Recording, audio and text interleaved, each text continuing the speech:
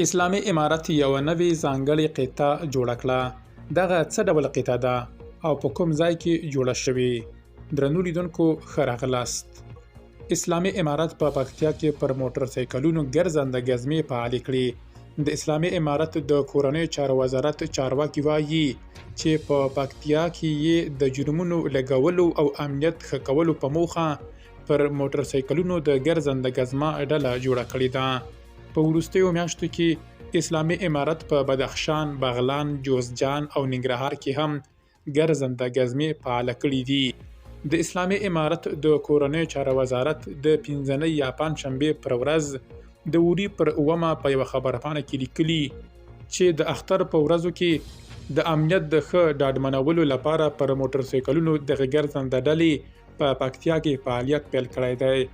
وزارت لیکلي چې دا 40 کسیزه پوځي قطعه به د ښار په څنډه کې ګرځنده ګزمې ترسره کړي. اسلامي امارت مخکې د بدخشان، بغلان، جوزجان او ننګرهار ولایتونو د پولیسو په قومانده کې د ګرځنده موټر سایکلونو د ګزمو جوړولو اعلان کړی و. د اسلامي امارت سرتیري له تیرو 2 لسیزو راهیسې د ولسواکۍ پر وړاندې په خپله جګړه کې له موټر سایکلونو څخه کار اخیست.